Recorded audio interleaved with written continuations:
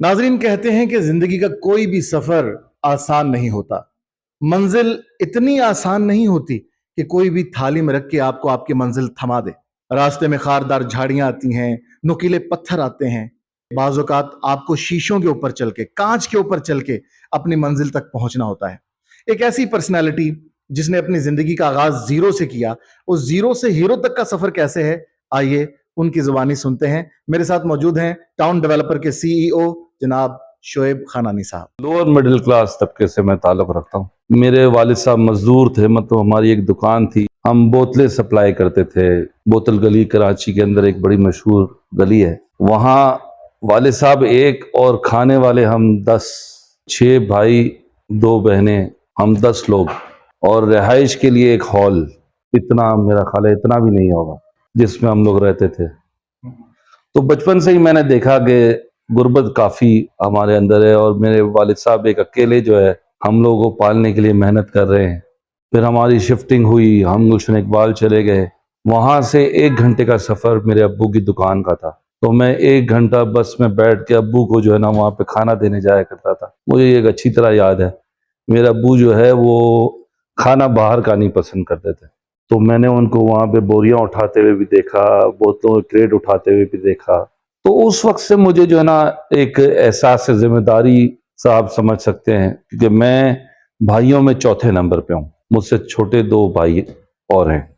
तो बस स्कूल के अंदर भी मैं जाता, बस में ही सफर करते, कभी कभी किलोमीटर्स। मैंने तो ये सुना ना, गांव के अंदर लोग किलोमीटर्स जो है ना पैदल सफर करके तालीम हासिल करते थे। मैं कराची जैसे शहर के अंदर रहते हुए भी कई किलोमीटर्स पैदल सफर करके जाता था, क्योंकि बस के पैसे होते नहीं थे, घर के हालात भी देखने होते थे।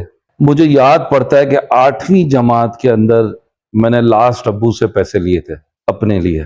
मैंने ट्यूशन पढ़ाई अपनी, यूं समझे इनकम का आगाज मेरा 8वीं क्लास से हुआ। ट्यूशन पढ़ा के मैं अपने खर्चे, अपने स्कूल के खर्चे, अपने ट्यूशन के खर्चे, अपने कपड़ों का खर्चा, ये सारा मैं जो है सुबह निकलता था तकरीबन कोई 6:30 बजे के करीब, और रात 11-12 बजे से पहले मेरी वापसी नहीं होती थी। अपनी तालीम का सफ़र भी जारी रखा, साथ साथ थोड़े बहुत पैसे भी कमाने शुरू कर दिए, ताकि अब्बा के ऊपर थोड़ी सी लोड कम हो जाए, उनका लोड बांटना बेसिकली मेरा मकसद था। तो जब मैं मैट्रिक पास किया, मैट्रिक के बाद मैंने सोचा कि यार अब जॉब करनी चाहिए। तो उस वक्त मैंने एक रेस्टोरेंट है उसमें जॉब स्टार्ट की। स्टार्टिंग जॉब, मेरी पहली जॉब जो थी, आप उसको कह सकते हैं कि इंचार्ज भी कह सकते हैं और वेटर भी कह सकते हैं। नवाब शाह में एक केटरिंग हुई थी, जिसके अंदर मैंने जिंदगी में पहली दफा गाड़ी, उनकी सुजुकी थी, लोडेड सुजुकी, मैं लेके गया था नवाब शाह। तो वहां पे मेरी ड्राइविंग का हाथ पक्का हुआ था, कि गाड़ी तो हमारे पास थी कोई नहीं, तो उसमें ड्राइवर से जरा वो करके। और वो पहली शादी थी जिसमें पाकिस्तान के वजीर आजम बेनजीर भुट्टो और सदर लगारी वो शिरकत कर रहे थे। उस शादी की मैं केटरिंग कर रहा था, और वो शादी थी सत्तार कीरियो की, जो कि आसिफ अली जरदारी का कजन है, और मेरी उस सत्तार कीरियो के बेटे से दोस्ती हो गई। उस जमाने में अच्छी दोस्ती उससे हो गई। बस वो केटरिंग का जमाना आया, वो वहां से वापस आए, फिर मैंने कंप्यूटर कोर्सेज वगैरह किए। तो उस वक्त में ना मुझे एक शोरूम से ऑफर आई। फिर मैंने वो तारिक रोड पे शोरूम था, वहां पे एज अ ऑफिस बॉय भी कह सकते हैं, या एज अ सेल्स रिप्रेजेंटेटिव भी कह सकते हैं। वो 2000 रुपए की जॉब मेरी, वो मैंने 3-4 महीने की। वो भी कमाल की चीज है, उसमें मेरी सैलरी कोई नहीं थी। वो हुआ ये था कि जो कंप्यूटर जिस इंस्टीट्यूट में मैं जाता था ना, वहां पे मेरा एक दोस्त बना था अब्दुल समद, वो ओनर का बेटा था उस रेस्टोरेंट के। तो उसने मुझे कहा कि तू जो है ना हमारे रेस्टोरेंट में जॉब कर ले, तो तेरी पढ़ाई के खर्चे निकलेंगे। तो उसमें जो वो मैं जो जॉब करता था ना, उस सैलरी की मद में मुझे जो है ना एजुकेशन मिलती थी, और साथ जो है ना वो मेरे कुछ आने जाने के किराए के वगैरह के पैसे वो दे दिया करते थे। तो मेरी क्या है कि एजुकेशन भी साथ साथ चलती थी, और साथ साथ जो है मैं पढ़ाई भी अपनी मुकम्मल कर रहा था। और मैंने कहा कि चलो यार, अगर पढ़ लिख गया तो फिर कोई अच्छी मल्टीनेशनल कंपनी में जॉब मिल जाएगी। फिर वहां पे मुझे एक मेरा दोस्त मिला, उसने कहा कि रियल एस्टेट की फील्ड एक ऐसी है, ये 1992 की मैं बात बता रहा हूँ आपको, कि उसके अंदर जो है ना बहुत सारे बैंकर्स आते हैं, वहां पे मल्टीनेशनल किस्म के कोई क्लाइंट आते हैं, तो तुम जो है ना वो जॉब कर लो। तो तुम वो जॉब कर लो, जब तुम वहां पे उनको विजिट कराओगे तो तुम्हारे इंटरेक्शन भी होगी और तुम उनसे अपने लिए कोई जॉब की बात करोगे, तो हो सकता है तुम किसी मल्टीनेशनल कंपनी में घुस जाओ, किसी अच्छे बैंक में घुस जाओ।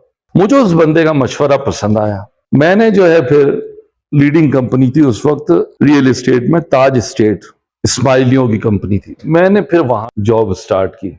अब जब मैं घर से निकला था ना तो मेरे पास पैसे कोई नहीं थे, बस 20 रुपए लेके निकला था उस दिन। मुझे ये अच्छी तरह याद है, जो मेरी रियल एस्टेट की फील्ड की मुझे जो पहली मैं निकला था, बस का किराया ही लेके निकला था, आप यूं समझना। तो वहां उस कंपनी ने ना मुझे एक सर्वेयर की जॉब दी और इत्तफाकन वो भी सैलरी 2000 रुपये थी। अब मेरे पास कोई कन्वेंस भी नहीं, तो मैंने उनसे कहा कि जी मैं सर्वे करूंगा तो सही, लेकिन मैं उस जगह तक पहुंचूंगा कैसे जहां मुझे सर्वे कर दिया। तो उन्होंने कहा कि हमारा बंदा जाएगा, नक्शा आपके पास होगा, आपने जो है एक पॉइंट पे आपको छोड़ देगा, शाम को उसी पॉइंट से आपको वापस ले लेगा। मोबाइल का कोई जमाना नहीं था, कोई टेक्नोलॉजी नहीं है, कुछ भी नहीं है, हमारा सिर्फ एक PTCL फोन नंबर है जो ऑफिस के अंदर है।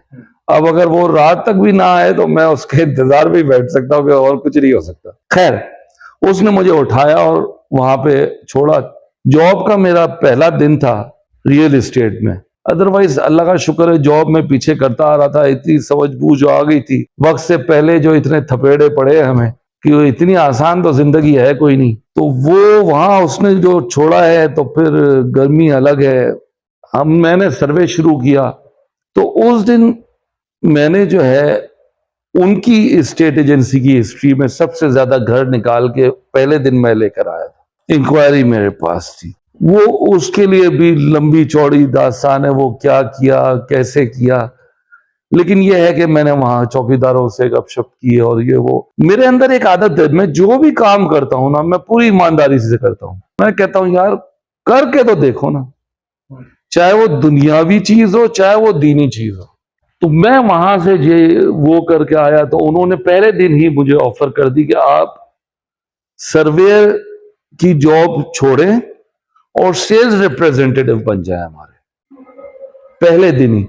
मैंने कहा भाई मेरे पास तो खाने के पैसे नहीं है, मैं मतलब इतनी दूर क्लिफ्टन कहाँ, गुलशन इकबाल कहाँ, वहां 1 घंटे का रास्ता है मेरा आना जाना, किराया मेरे पास कोई नहीं, मैं बगैर तनख्वाह के तो कर नहीं सकता, कि वो कमीशन एजेंट बनता था वो बंदा, तो उसको सिर्फ कमीशन मिला करता था। तो उन्होंने फिर पॉलिसी के अंदर थोड़ा सा ये डाला, उन्होंने कहा तुम्हें तनख्वाह भी देंगे और साथ तुम्हारा थोड़ा कमीशन हो जाएगा, मतलब 2000 तनख्वाह तुम्हारी रख देते हैं और 10% कमीशन रख देंगे तुम्हारा, जब तक तुम तनख्वाह लोगे। जब तुम तनख्वाह नहीं लोगे 40% तुम्हें मिलेगा।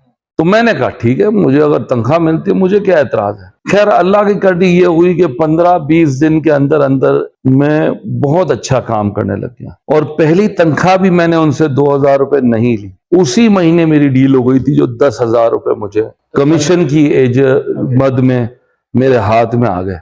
जब वो हाथ में आए तो मैं खुद हैरान था कि उस वक्त तो मोटरसाइकिल 15,000 रुपए की मिल जाया करती थी। मैंने कहा यार ये तो इससे अच्छा काम ही कोई नहीं है, छोड़ो मल्टीनेशनल कंपनी भी मुझे क्या पैसा देगी। मैंने फिर उस रियल एस्टेट फील्ड को मतलब अपना ओढ़ना बिछोना बना लिया। सबसे बड़ा अमाउंट कि मैं उस पर बड़ा खुश हुआ, और फिर उसके ऊपर फिर मैंने अब्बू से रिक्वेस्ट की कि आप जो है ना मुझे अपनी बाइक जो है ना वो मुझे दे, मैं आपको महीने में आपके पैसे दे दूं। मैंने फिर उसमें से मेरा ख्याल है 2000 रुपये अपने लिए रखे थे और 8000 अब्बू को दे दिए थे। मैंने वो बाइक ले ली, पहली मेरी जिंदगी की बाइक थी होंडा, मेरा ख्याल शायद 81 का मॉडल होगा, 82 का होगा, मुझे याद नहीं। बस वो सफर मेरा स्टार्ट हुआ। 1996 में मैंने अपना पहला ऑफिस किया। 1995 में मैंने पहली गाड़ी खरीदी थी। खरीदने गए थे घर के लिए गाड़ी, बयाना मैं देकर आ गया था 5000 रुपये, पैसे नहीं थे। मैंने वो 95,000 रुपये की गाड़ी खरीदी थी, 5000 रुपये दिए थे, पैसे उस वक्त नहीं थे, लेकिन कॉन्फिडेंस था कि मैं कर सकता हूँ। और एक हफ्ते में अल्हम्दुलिल्लाह मैंने वो 90,000 रुपए जो बैलेंस से वो करके मैंने गाड़ी अपनी खरीद ली थी। और उसका कलर भी बेज था, FX, मुझे याद है अच्छी तरह। बस वहां से कामयाबी का सफर शुरू हुआ है जी। अनथक मेहनत। टाउन डेवलपर्स की बुनियाद रखी गई थी 2002 में, टाउन डेवलपर्स। उससे पहले जो था, मेरी कंपनी का नाम था इन्वेस्टर्स बेस, जो जमजमा के अंदर थी, जो 96 में मैंने खोला था। फिर 99 के अंदर मेरी जिंदगी में एक रिवॉल्यूशन आया।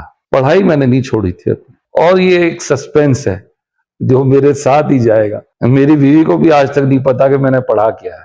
99 में मुझे ये एक रिवॉल्यूशन जो मेरी जिंदगी में आया, मैं एक दफा 1999 25 सितंबर 1999 तब मैंने आखिरी दफा शेव किया था। उस दिन मैं गया था तबलीगी इज्तिमा में कराची में।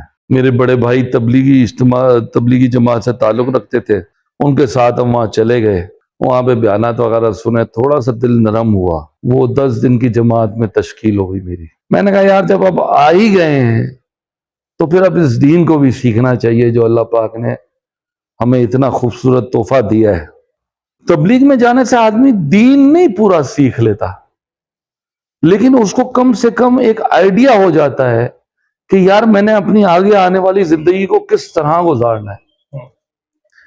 मैंने तबलीग से बिजनेस सीखा, तबलीग से मैनेजमेंट सीखी, तबलीग से लोगों की पहचान सीखी, तबलीग से मैंने बर्दाश्त सीखी, तबलीग के साथ मैंने लोगों के साथ चलना सीखा, जिंदगी के आदाब सीखे, बात करना सीखा, कॉन्फिडेंस सीखा, तकरीर करना सीखा, बयान करना सीखा।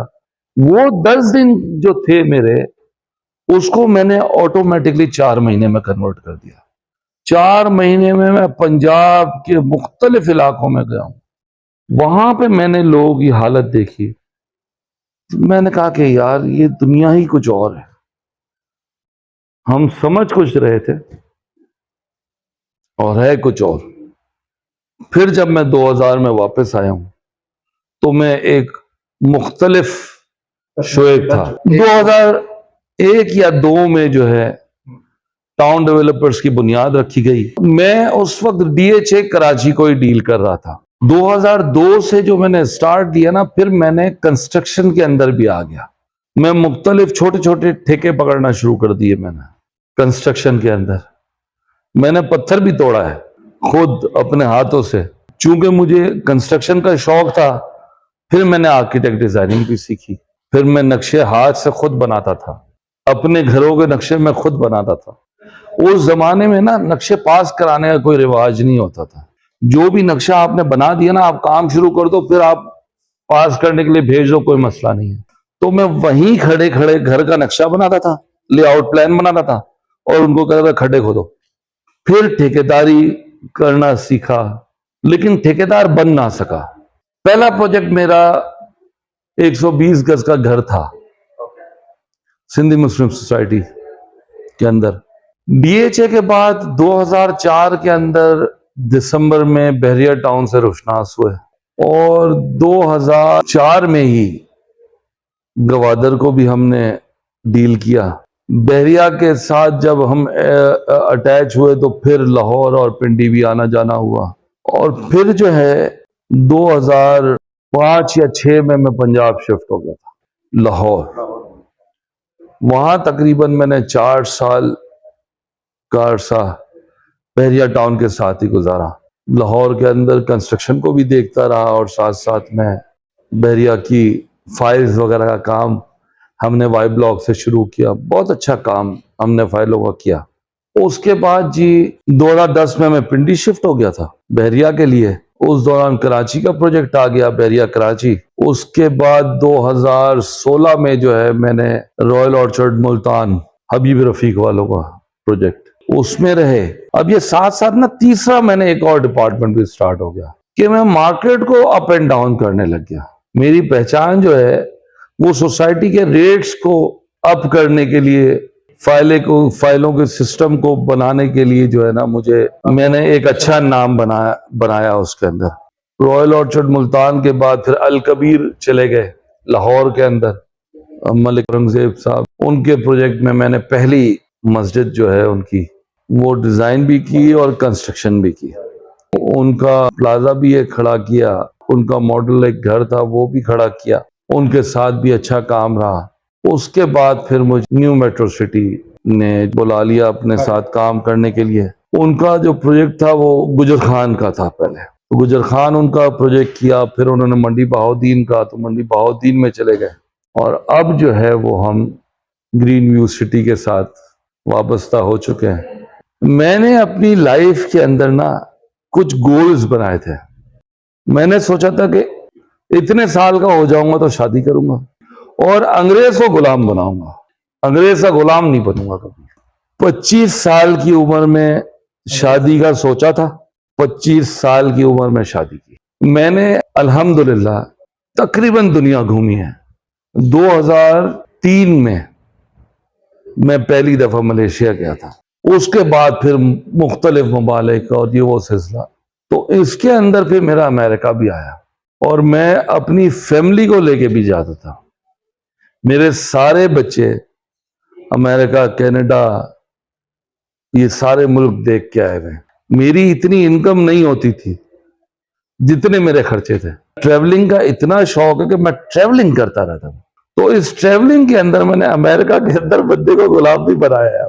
गुलाम किस तरह होता है? मैं गुलाम से मकसद ये होता है कि यार कोई मेरे लिए, अंग्रेज मेरे लिए काम करे। मतलब मैंने कहा कि मैं किसी की जॉब जाके मैं उसका नौकर क्यों बनूंगा। देखिए, कराची तो मैंने आपको बता दिया, साथ हमारा गवादर थी, वहां पे भी ब्रांच खोली थी। फिर मैं जब मुल्तान आ गया तो वहां पे भी ब्रांच खोली। मुल्तान के अंदर रॉयल ऑर्चर्ड का एक प्रोजेक्ट आया सरगोदा के अंदर, वहां पे भी ब्रांच खोली थी। फिर उनका आया सियालकोट, उसको भी हमने देखा, वहां ब्रांच नहीं खोली थी लेकिन हमने उसको डील किया। हाँ, फिर लाहौर में भी ब्रांच खोली। फिर हम पिंडी के अंदर भी मैंने अपना ऑफिस, तो पिंडी में काफी अरसा मेरा रहा। लाहौर के अंदर भी वाई ब्लॉक के अंदर मैंने ब्रांच खोली थी अपनी। आजकल तो जो है ना 2 गाड़ियां मेरे पास हैं, एक है होंडा सिविक है और एक जो है वो ऑल्टो है। मेरे वाले साहब का इंतकाल अभी पिछले साल हुआ है। अच्छा, मैं आपको एक और, मैं भूल गया अपने सफर के अंदर ये बताना, क्योंकि आपने वाले साहब का जिक्र किया। तबलीग से आने के बाद ना मैं मुतनफ़िर हो गया था रियल एस्टेट की फील्ड से। रियल एस्टेट में तो झूठ भी बोलना पड़ता है, मैंने तो अब झूठ नहीं बोलना, मैंने जी बेईमानी नहीं करनी बिल्कुल भी, ईमानदारी के साथ अपना सौदा बेचना है। अब रियल एस्टेट में तो ये सारी चीजें तो बड़ा ही मुश्किल काम है। तो मैंने कुछ अरसे के लिए किनारा कशी इख्तियार कर ली थी। जो वो 6, 7, 8 महीने थे ना, अब उसमें मैं सोचा था मैं क्या करूं यार, इनकम कैसे आएगी। गाड़ी तो है लेकिन अब उसको आगे चलाना भी है, कल को शादी भी करनी है। 2002 में मैंने शादी की है दिसंबर में। तो मैं जो है ना, पहले बड़े भाई की एक दुकान थी कपड़ों की, जोड़िया बाजार में, छोटी सी दुकान। मैं उसके पास चला गया, मैंने कहा यार तू मुझे साथ नौकरी रख ले।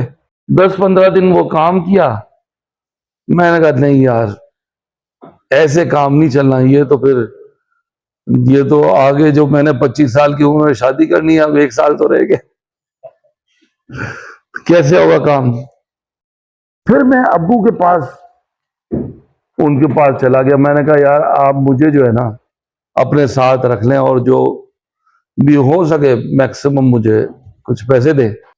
तो मैंने वो काम शुरू किया अब्बू के साथ। तो सुबह गया हूं, अब वो बोतलें में भर रहा हूं, क्रेट जो है ना बोतलों से भर के क्रेटों की थप्पी लगानी है, वो उठा के क्रेट शेड में रख रहा हूं। तो अब्बा ने कहा नहीं भाई नहीं, तू घर जा। मैंने कहा क्यों, क्या हुआ? कहते तू इस चीज के लिए नहीं बना, मुझे तेरा ये रूप नहीं देख रहा, तेरी मेहरबानी तू घर जा, मैं तेरे को नहीं रख सकता। तो अब्बा ने फिर मुझे वहां अपनी दुकान से भगा दिया। फिर मैं घर पे आया, फिर मैंने सोचा यार अब मैं क्या करूं। फिर मैंने भाई से कहा कि आप मुझे कुछ पैसे दें, मैं दोबारा ऑफिस खोलना चाहता हूं। पहले डीएचए में मैंने ऑफिस खोला हुआ था, फिर मैंने गुलशन इकबाल में ऑफिस खोला। पहला 90,000 रुपए लिए थे दुकान मैंने भाई से उधार, और फिर इंशाल्लाह अल्लाह की करम नवाजी ऐसी कि वो 90,000 मेरे लाखों में बदल गए। वो 90,000 का उधार भी उतार दिया, शादी भी हो गई, दोबारा कंस्ट्रक्शन की फील्ड, वो उस वक्त फिर कंस्ट्रक्शन फील्ड की फील्ड में एंटर हुआ, तो अल्लाह ने फिर जो है ना हाथ पकड़ लिया और फिर चल सो चल। देखिए मैं आपको एक बात बताऊं, हमारी फील्ड के अंदर अगर आदमी सच बोलना चाहे ना तो बोल सकता है। हमारी फील्ड के अंदर ना मैंने अल्हम्दुलिल्लाह आज तक एक तो वो मशवरा नहीं दिया जो मैं खुद जिस पे अप्लाई ना करूं। मैंने कभी इन्वेस्टर्स को का पैसा नहीं लगवाया, जब भी लगवाया टेंशन ही पाली है। वो इस वजह से उसको धोखा भी नहीं दे सकते, और मार्केट अगर डाउन हो जाए तो वो हमें परेशान करे। तो मैं इसीलिए जितना मेरे पास पैसा होता है ना, मैं अपनी चादर देख के पांव फैलाता हूं। इन्वेस्टर जब आपके साथ लग जाता है ना, फिर आपको झूठ सच सबके साथ उसको लेके चलना पड़ता है। कामयाब होना चाहते तो क्या राज है, बस आप अपने साथ ईमानदार रहें।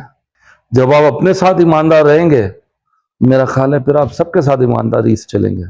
बेसिक आपके अंदर ईमानदारी होना बहुत जरूरी है। अप एंड डाउन आते रहेंगे भाई, रातों रात कोई अमीर नहीं बन सकता। अगर आप ये सोचते हो ना कि शॉर्टकट मारें, शॉर्टकट आगे जाके आपको हमेशा खाई में फेंकेगा। आपने हौसले के साथ और अपने फोकस लाइफ को गुजारें तो आप अपनी जिंदगी के अंदर शॉर्टकट को भूल जाएं। मिलेगा, वो कहते हैं ना कि वक्त से पहले और नसीब से ज्यादा किसी को ना कभी मिला है ना कभी मिल सकता है। शोएब भाई को हम लोग 2015 से जानते हैं, और बड़ा अच्छा पाया। इनके भाइयों के साथ भी हमारा बड़ा अच्छा बिजनेस कराची में हुआ, और अब ग्रीन यूनिवर्सिटी खारिया में शोएब भाई के दस्ते शफ़क़त है इनका हमारे ऊपर, और इंशाल्लाह अभी हम काफ़ी कुछ सीखेंगे इनसे, टाउन डेवलपर की टीम से और इनसे इंशाल्लाह काफ़ी कुछ सीखेंगे। मैं सबसे पहले ये बताता चलूँ, जैसे ये रेहान भाई ने बोला है, शुएब भाई को मैं भी पर्सनली 2015 से जानता हूँ।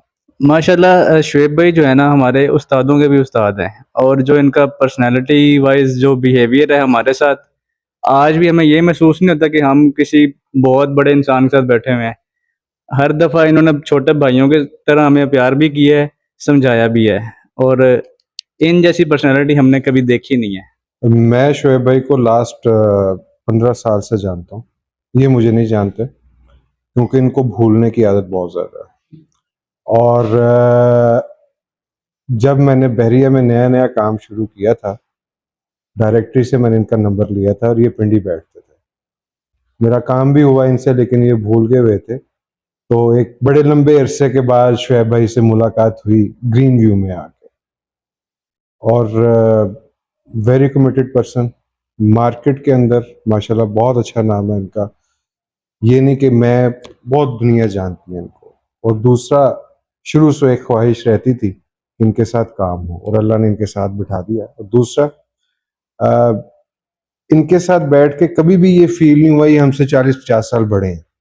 ऐसे ही होता है कि दोस्ताना माहौल है हम लोगों का, और बड़ा अच्छा टाइम गुजरता है, और टाइम गुजरते पता ही नहीं लगता। सर, बीइंग अ फादर, मुझे इन्होंने हमेशा एज अ फ्रेंड ट्रीट किया है। मतलब इन्होंने एक ही शुरू से बात बोली है कि बेटा कुछ भी हो जाए, जितनी भी मुश्किल आ जाए या कोई भी गलत काम भी कर लो, तो मुझसे वो चीज़ नहीं छुपानी है। हमेशा एज अ फ्रेंड इन्होंने मुझे ट्रीट किया। वो हमारा बाप और बेटे वाला रवैया बहुत कम होता है। दूसरों के वालिदैन की तरह नहीं है कि वह हमेशा मारा ही है और डांटा ही है। बहुत कम, मुझे जो गलत चीज़ मैं करता हूँ उस पर लाजमी है डांट पड़नी है, लेकिन ज़्यादातर इनसे मुझे सीखने को ही मिलता है। हर वक्त जब भी हो, तो मेरे तो काफ़ी दोस्तों की इनसे ख्वाहिश है कि इनके साथ रह के कोई चीज़ हम सीखें। मुझे बहुत प्राउड है अपने वालिद साहब पे अल्हम्दुलिल्लाह। जब मैं लोगों के बीच में बैठ के देखता हूँ, पहले मैं इनको मजाक मजाक में कहता हूँ बाबा आप कुछ करते नहीं हैं, आप इसी तरह बैठते हैं, लेकिन जब मैं जाता हूँ बीच में बैठता हूँ लोगों के देखता हूँ तो मुझे बहुत प्राउड होता है कि अल्हम्दुलिल्लाह मेरे बाबा इस मकाम पे हैं कि हम सबको बहुत इस तरह ट्रीट जो कर रहे हैं। नाजरीन, आपने जानी आज की एक सक्सेस स्टोरी। शुएब खानानी साहब के साथ हम लोग मौजूद है टाउन डेवलपर के ऑफिस में। इनकी जिंदगी के नशेबो फराज आपने सुने। जो कामयाबी का राज इन्होंने बताया वो बड़ा मुख्तसर है और बड़े जामे है। ईमानदारी, किसी भी फील्ड के अंदर ईमानदारी का दामन थाम के रखो तो यकीनन कामयाबी आपके कदम चूमेगी। एक नई सक्सेस स्टोरी के साथ आपकी खिदमत में फिर हाजिर हूंगा।